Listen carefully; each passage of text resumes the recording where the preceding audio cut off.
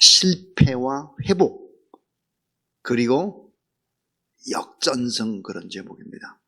실패와 회복, 그리고 역전승. 성경은 우리에게 인간의 문제와 인간의 약점을 가감 없이 드러내고 있는 그런 정난한 우리의 모습, 인간의 모습을 보여주고 있는 교본과 같습니다. 자, 성경에서 하나님의 위대한 일에 복되게 쓰임받은 사람들의 특징이 있습니다. 그 특징이 뭘까?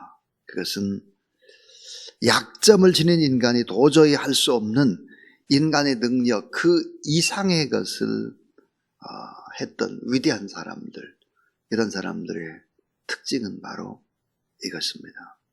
그 하나가 뭐냐면 실패입니다. 실패. 약점도 많고 많은 실수도 했다가 결국은 실패하는 것이죠. 실패하고 그 다음에 하나님 앞에 회개해서 하나님께서 회복시켜 주시고, 실패와 회복, 그리고는 전적인 하나님의 은혜로 역전승을 하는 이런 단계의 사람들입니다. 대부분 다 그렇죠. 자, 오늘 우리가 이제 베드로에 관한 이야기를 하기 전에 먼저 구약 성경에 하나님 앞에 위대하게 쓰임받은 요셉을 살펴보면 우리에게 참 귀한 교훈을 줍니다. 요셉에 관한 이야기를 아주 잘 요약한 성경 가운데 시편이 있습니다. 시편 105편 17절부터 22절까지 요셉에 관한 이야기를 이렇게 기록을 합니다. 그가 한 사람을 앞서 보내졌으며 요셉이 종으로 팔렸도다. 그의 발은 착고를 차고 그의 몸은 쇠사슬에 매였으니 곧 여호와의 말씀이 응할 때까지라. 그의 말씀이 그를 단련하였도다. 그를 그의 집에 주관자로 삼아 그의 모든 소유를 관리하게 하고 그랬습니다. 자, 요셉의 인생의 주관자가 누굴까? 성경은 보니까 요셉이라는 단어를 잘 쓰지 않습니다. 하나님이, 그러니까 요셉의 인생의 주관자, 모든 성경은 요셉은 수동태로 끌려다니는 사람입니다. 능동태가 아니에요. 내가 뭘 했다, 요셉이 뭘 했다, 그런 게 아니에요. 자, 시편 105편 그가 그랬습니다.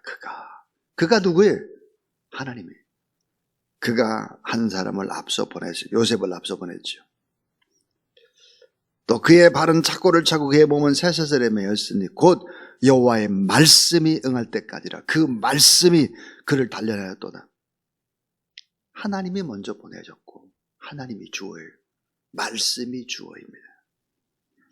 그를 그의 집의 주관자로 삼아 그의 모든 소유를 관리하게 하고 그랬습니다. 전부 다 능동태가 아니라 수동태로 되어 있습니다. 결국은 수동태라고 하는 것은 질질질 끌려다니는 것입니다. 내가 뭘 주도적으로 하는 게 아니에요. 하나님이 모든 일들을 계획해서 하나님 앞에 질질질 끌려다니는 인생이다. 성경은 그렇게 기록을 합니다. 내가 하는 일보다 하나님이 모든 것을 다 하셨다고 고백을 하는 것이죠. 요셉도 알았습니다. 내 인생이 내 마음대로 되질 않고 내 뜻대로 되질 않는 게 인생이구나. 그거를 뒤늦게 합니다. 창세기 45장 8절 그런즉 나를 이리로 보내니는 당신들이 아니요 형들에게 하는 얘기. 형들이 나를 팔아가지고 내가 이곳에 있는 게 아니고 하나님이 나를 보냈다. 하나님이 나를 바로에게로 보냈다 그랬습니다. 참 이상하지 않습니까? 내가 주도적으로 인생을 결정하고 이렇게 산 것이 아니라 하나님이 하셨고 말씀이 하셨다. 그저 질질질 끌려다니는 것입니다. 말씀이 나를 단련하고 구체적으로 하나님이 하셨고 나를 묶고 나를 끌고 다녔다 하는 거죠.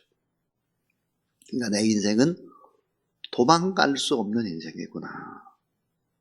이것을 성경은 얘기하죠. 여러분이 도망갈 수 없다라고 생각했을 때 어떻게 할까요? 사람들은 비명을 지르는 것입니다. 우는 것입니다. 하나님 저 죽겠어요. 소리치는 것이죠. 통곡하는 것입니다. 여러분, 하나님 앞에 비명 지르고 울고 불고 난리를 치고 통곡을 하는 사람들은 죽지 않습니다. 그들은 살죠. 결국 그들은 회복되고 역전승할 수 있다. 그게 뭐예요? 요셉의 이야기. 오늘 본문 베드로의 이야기. 사도 바울, 다윗의 이야기죠. 오늘 성경 본문의 주인이 되고 있는 예수 그리스도의 이야기이기도 합니다. 오늘 우리의 얘기도 되죠. 그래서 오늘 이 본문에 우리가 주목하고 우리 인생을 좀 돌아보는 그런 기회가 되면 좋겠다. 자, 오늘 첫 번째 이야기의 시작은 실패의 영적인 원인입니다. 실패의 원인이 있는데 그 실패의 근원, 뿌리는 어디에 있느냐? 영적인 데 있다. 자, 베드로가 실패한 영적인 원인이 뭘까? 그것은 기도의 게으름입니다. 기도의 게으름. 예수님께서 겟세마네 동산에서 기도하라고 수없이 깨우죠. 흔들어 깨웁니다. 3번이나 흔들어 깨우는데 그냥 콜콜콜 자요. 기도해야 될 사람들이, 하나님 앞에 매달려야 될 사람들이, 하나님 앞에 통곡하고 울어야 될 사람들이, 내가 인생을 살아보겠다고 내 노력으로 인생을 개척하겠다고 어리석게 도전하는 사람들, 이런 사람들 실패한다는 거예요. 기도의 게으름이었다. 여러분, 베드로가 누구였습니까? 여러분 잘 아는 12대자 중에 수제자죠. 특별히 총애를 받았던 베드로, 야고보, 요한, 예수님의 총애를 받았습니다. 처음 믿을 때부터 자기 직업, 어부를, 그물을, 배를 다 내던져버리고, 그리고 예수 그리스도를 따랐죠. 예수 그리스도에 대한 신앙 고백을 맨 먼저 고백한 사람, 마태복음 16장 16절, 주는 그리스도요 살아계신 하나님의 아들이니다. 예수님이 얼마나 기뻐했는지 모릅니다. 그래서 반석이라는 이름과 천국 열쇠를 받은 자였다. 그런데 왜 실패했을까? 기도에 대한 게으름이다. 기도를 싫은 것이 뭐예요? 근본적인 죄를 범하는 것이다. 왜? 기도를 하면 하나님이 일을 하실 텐데 기도를 하지 않는 거예요. 이게 근본적인 실패의 원인이다 하는 거예요. 계속 기도를 요구하는데 참을지 않은 거예요. 게으른 거죠. 피곤한 거예요. 우선순위가 기도해야 되는데 내가 바쁜 거예요. 내가 열심히 일을 해야 되는데 또 내가 공부를 해야 되는데 기도 시간 아까운 거죠. 실패하는 원인이다. 두 번째, 실패의 정신적인 원인이 뭘까? 영적인 원인이 기도의 게으름이라면 본질이, 그럼 실패의 정신적인 원인은 뭘까요? 그것은 바로 과신입니다. 과신. 나를 너무 믿는 거예요. 과신, 그 다음 우월감, 거기다가 또 두려움이에요. 이 과신, 우월감, 두려움이죠. 자기 자신을 과신하는 거예요. 자, 오늘 밤 너희가 다 나를 버리고 흩어지리라 그랬더니 베드로가 하는 말이, 다 버릴지라도 나는 언제든지 버리지 않겠나이다 그랬습니다. 자기 자신을 지나치게 어때요? 믿는 거예요. 나는 이런 사람이다. 여러분, 자기 자신을 믿는 사람들의 특징이 뭐예요? 기도 안 하죠. 왜? 자기가 할 수 있다 생각하니까. 어리석은 거예요. 어리석은 거예요. 예수 그리스도, 그분은 어떤 분이셨을까요? 그분은 늘 한적한 곳에서 기도하시고 습관을 따라 감람산에서 기도하시고 크고 작은 어떤 일이 있을 때 늘 언제나 무릎을 꿇으셨던 예수 그리스도. 자기 과신, 또 자기 우월감이죠. 다 버릴지라도 나만큼은 절대로 버리지 않는다. 난 너희들하고 달라. 이런 우월감. 나는 수제자야. 내가 했어. 내 공로가 커. 내가. 이 전부 다 우월감입니다. 이런 사람 특징. 자기가 다 해야 되니까 하나님 앞에 기도하지 않고 예배생활 소홀히 하게 되는 것이죠. 그럼 이런 사람들의 특징이 뭘까요? 신변의 위협을 느꼈을 때 두려움과 염려에 사로잡히게 되는 것입니다. 내가 주인인데 여러분, 내가 얼마나 염려가 많겠어요. 내가 주인인데 인생을 개척하려니 얼마나 근심이 많아요. 근데 내 안에 절대가 있다면 절대 그분을 믿는데, 절대 그분을 신뢰하고 그분을 의지하고 그분께 기도하는데 내 무거운 짐, 삶의 염려, 근심 맡길 수 있는 거죠. 두려움의 의지는 와르르 무너지는 것입니다. 베드로, 두려움, 염려가 있죠. 오늘 본문에 보세요. 54절. 예수를 잡아 끌고 대제사장의 집으로 들어갈 새 베드로가 멀찍이 따라가니라. 두려우니까 멀찍이 따라가는 거예요. 그 사람들 뜰 가운데 불을 피우고 함께 앉았는지라. 베드로도 그 가운데 앉았더니 그랬습니다. 자, 사람들과 함께 앉았죠. 56절. 거기 있는 사람들이 베드로를 바라보고 이 사람도 예수님과 함께 있어, 그도 함께 있었다. 그러니까 베드로가 부인아, 내가 알지 못한다. 너도 그 당이다. 그러니까 나는 아니다. 나는 전혀 알지 못한다. 이렇게 고백을 합니다. 자, 그런데 여러분 59절을 보시면 주목해야 될 부분이 있어요. 세 번째로 부인하고 이제 저주하고 맹세까지를 하게 되는데, 자, 59절에 보니까 1시간쯤 있다가 또 한 사람이 장담하여 이르되 이르는 갈릴리 사람이니 참으로 그와 함께 있었느니라. 그와 함께 예수님과 함께 있었다 그래. 결국은요 멀찍이 떠나가요. 그리고 예수님 곁에 거리를 두고 이렇게 있는 거예요.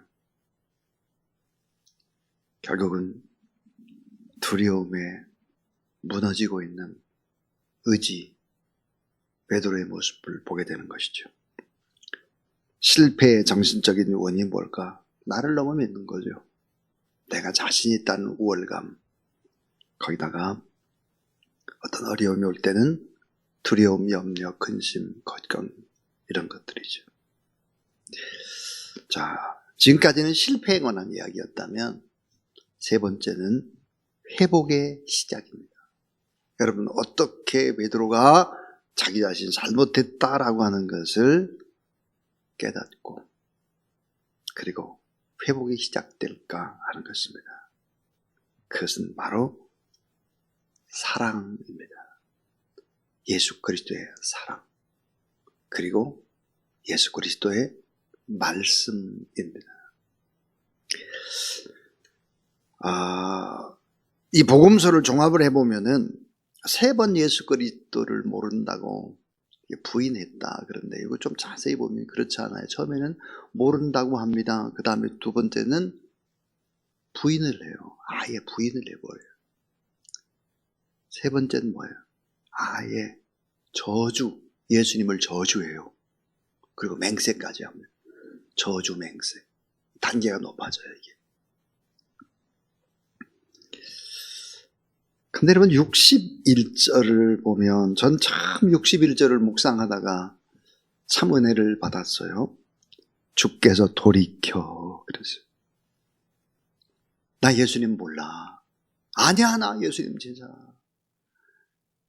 예수 그리스도를 저주하고 맹세까지 했을 때 61절 주께서 돌이켜 베드로를 보시니 베드로가 주의 말씀 곧 오늘 닭 울기 전에 내가 3번 나를 부인하라 하심이 생각나서 밖에 나가서 심히 통곡하니라 그랬습니다. 자, 베드로의 시선과 예수 그리스도의 시선이 마주쳤습니다. 혹시 방송실에 가능하면 한번 사진을 한번 띄워볼까요? 여러분 한번 이 사진을 봐주세요. 이 사진은 저의 책상 앞에 있는 사진입니다. 이 사진이 아니에요. 그림이죠, 그림. 이 그림을 미국 분이 그리셨는데요. 눈동자를 한번 보십시오. 눈물이 그렁그렁합니다.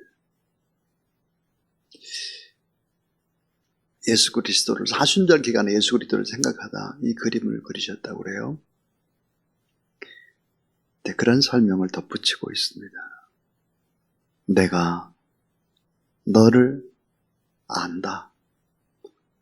너의 약함도 다 알고 있다. 내가 너를 긍휼히 여긴다. 내가 너를 사랑한다. 내가 너를 용서한다. 이런 모습의 예수 그리스도라는 거예요. 예수 그리스도. 저는 종종 어떤 어려운 일이 있을 때, 무슨 일을 결정할 때 이 그림 앞에 눈을 맞추고 서봅니다. 그때 예수님이 저에게 꼭 이런 말씀을 하시는 것 같아요. 내가 다 보았어. 내가 다 알아. 너 억울한 거 다 알고 다 너를 이해한다. 너의 약함, 부족함도 내가 다 이해한다. 내가 사랑한다. 긍휼히 여긴다. 용서한다. 다시 용기를 내보거라. 이렇게 말씀하시는 것 같아요. 자, 여러분, 베드로의 시선과 예수 그리스도의 시선이 마주친 거예요. 극진한 사랑의 예수 그리스도. 배신자 베드로, 실패자 베드로, 예수 그리스도의 엄청난 기적과 사랑을 경험한 이 베드로가 주님을 모른다고 부인하고 저주까지, 맹세까지 했어요. 그리고 주의 시선을 바라보고 마주친 것입니다. 여러분, 회복의 시작이라는 것은 뭘까요? 내가 받은 사랑을 생각하는 것입니다. 그 사랑을 생각하면 뭐가 떠오를까요? 말씀이 떠오르는 것입니다. 62절, 밖에 나가서 심히 통곡하느라. 행위의 부끄러움을 알고 극심한 자괴감이 들고 나약하고 초라한 모습으로, 뭐예요? 비명을 지르고 있는 거예요. 죽고 싶다고 통곡하는 거예요. 정말 후회하는 것이죠. 여러분, 이런 과정을 거치는 사람들은 죽지 않습니다. 망하지 않습니다. 왜요? 이런 비명을 지르고 죽고 싶다고 통곡하는 이런 것이야말로 또 다른 사랑의 표현이기 때문에 그렇죠. 모든 힘의 군은 오직 주님 앞에서 울부짖을 수 있다면, 인생을 책임져 주시는 여호와 하나님 앞에서 우리가 부르짖을 수 있다면, 이사야 41장의 말씀처럼 두려워 말라. 내가 너를 구속했다. 내가 너를 지명해서 불렀다. 참으로 내가 너를 도와주리라. 참으로 나의 의로운 오른손으로 너를 붙들리라. 이런 음성을 듣게 될 것입니다. 회복의 시작이 뭘까요? 하나님 앞에 서는 거예요. 하나님의 시선을 바라보는 것입니다. 이 사랑과 말씀이 결국은 회복의 시작이다. 이런 사랑과 말씀이 있을 때 결국은 회개 시작하는 것이죠. 마지막 4번째는 뭘까? 회개함으로 사명을 감당하면 역전승한다는 거예요. 회개함으로 사명을 감당하면 역전승한다 하는 거죠. 실패해서 성공으로 전환시킨 사람들이 있죠. 이런 사람들은 다 이 과정을 거칩니다. 하나님 앞에 늘 회개하고 내가 잘한 것보다 늘 모자라고 죄송스럽고 평생을 주님을 위해 살았는데 내가 이것밖에 못하네요. 주님 죄송합니다. 이런 말을 할 수밖에 없는 거죠. 사람은 두 가지 형이 있습니다. 성공해서 실패하는 사람. 처음에는 성공해요. 근데 마지막은 실패로 끝나요. 사울 같은 사람 그렇고요. 솔로몬 같은 사람 그렇습니다. 또 가롯 유다 같은 사람 그렇죠. 근데 반대로 실패했다가 성공하는 사람들 있죠. 베드로, 또 바울, 모세, 다윗 이런 사람들 실패했다가 결국은 성공을 합니다. 자, 여러분 베드로 이야기는 여러분이 이미 다 아는 얘기니까 훗날 예수 그리스도 십자가에 못 박혀 돌아가시고 부활하신 후에 예수님이 맨 처음으로 간 곳이 어디였을까? 갈릴리 호숫가입니다. 갈릴리 호숫가. 그곳에 누가 있었을까? 실패한 베드로가 있었죠. 그 베드로를 또 찾아가는 것입니다. 베드로를 처음으로 부르던 그 바닷가, 사명을 주던 그 바닷가, 실패하고 나서 또 베드로가 그곳에 가 있죠. 왜? 먹고 살기 위해서. 또 그물을 밤새도록 내리는 것입니다. 그 현장에 주님이 부활하신 후에 맨 먼저 간 곳은 예루살렘이 아닙니다. 갈릴리 바닷가죠. 그것에서 이렇게 말씀합니다. 요한의 아들 시몬아, 내가 나를 사랑하느냐? 3번 부인한 베드로를 3번 사랑하느냐고 물으시는 것이죠. 여러분, 회복의 시작이 뭘까요? 사랑입니다. 사랑. 그 큰 사랑. 회복의 시작이 뭘까요? 그분이 우리에게 증거해 준 하나님의 말씀이 생각나는 것입니다. 결국은 베드로는 역전되어 초대 예루살렘 교회를 세웁니다. 하루에 3,000명씩 회개하고 세례를 받고 제자를 세우는 것이죠. 결국은 로마에까지 가서 복음을 증거합니다. 그래서 이 베드로가 로마에 가서 설교를 했던 내용들을 마가 요한이 통역을 하게 되죠. 그 마가 요한이 통역을 낸 그 성경이 바로 마가복음입니다. 그러니까 마가복음을 대할 때 우리는 베드로의 생생한 설교를 듣는 것입니다. 마가복음은 바로 그런 것이죠. 베드로의 귀한 주님의 사랑의 고백이고 회복된 모습이고 힘차게 목숨을 걸고 증거하는 복음이 바로 마가복음인 것입니다. 로마에서 복음을 증거하다가 그는 죽게 됩니다. 근데 주님처럼 십자가에 못 박혀 돌아가실 수가 없다. 그래서 거꾸로 십자가에 매달려 순교하는 것이죠. 근데 우리는 이제 마지막으로 이런 결론을 하나 내릴 수 있습니다. 어떻게 겟세마네 동산에서 예수님이 땀방울이 핏방울이 되도록 기도할 때 잠을 콜콜콜 자고 있는 베드로를 바라보시면서 누가복음 22장 32절이에요. 누가복음 22장 32절에 그러나 내가 너희를 위하여 내 믿음이 떨어지지 않기를 기도하였노니 쿨쿨쿨 자고 있는 베드로를 바라보고 예수님께서 믿음이 떨어지지 않도록 기도를 했다는 거예요. 그 다음에 이렇게 돼 있어요. 넌 돌이킨 후에 내 형제를 굳세게 하여라. 돌이킨 후에, 회개한 후에 내 형제를 굳세게 하여라. 예수님이 이미 알고 있었습니다. 겟세마네 동산에서 배반할 것을 알고 있었고 회개한 후에는 내 형제를 굳세게 하라라.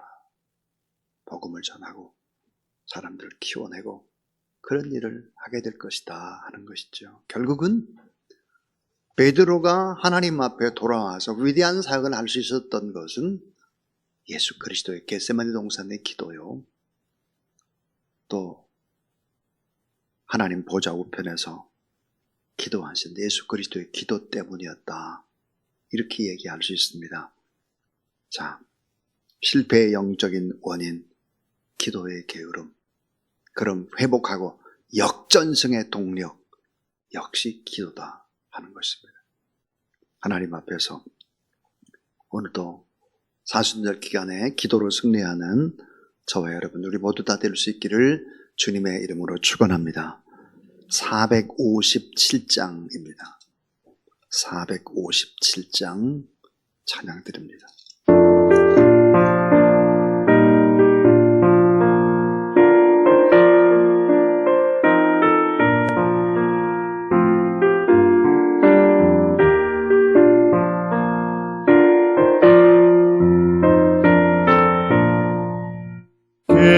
겟세마네 동산에 주를 생각할 때에 근심이나 걱정을 외면할 수 있을까? 나를 항상 버리고 주를 따라가리라. 빌라도의 뜰에서 주를 생각할 때에 수치됨과 아픈 것 못 견딜 수 있을까? 길이 참고 묵묵히 주를 따라가리라.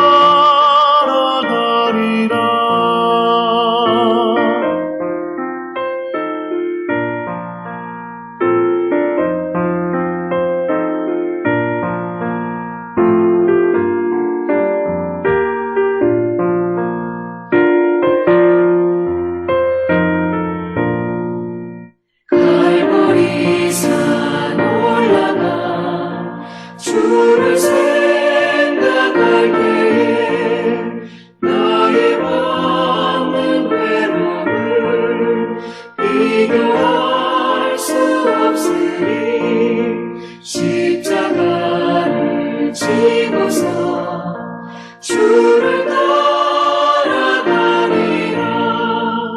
무덤에서 부활한 주를 생각할 때에 환난이나 죽음도 두려울 것 없으니 승전가를 부르며 주를 따라가리라.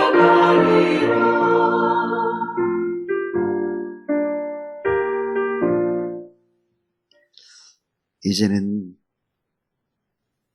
구주 예수 그리스도의 무한하신 은혜와 우리 하나님 아버지의 사랑과 성령의 능력과 권능의 거룩한 기록 모시고 우리가 넘어지고 자빠지고 실패하나 회복시키시고 역전시키셔서 하나님 앞에 영광된 삶을 살아가도록 우리를 이끄시는 보혜사 성령 하나님의 역사가 귀한 아침도 하나님 앞에 나와 예배드리고 기도하며 사순절 기간을 보내는 모든 하나님의 사람들 머리 위에 이제로부터 영원토록 함께 하옵시기를 간절히 축원하옵나이다. 아멘.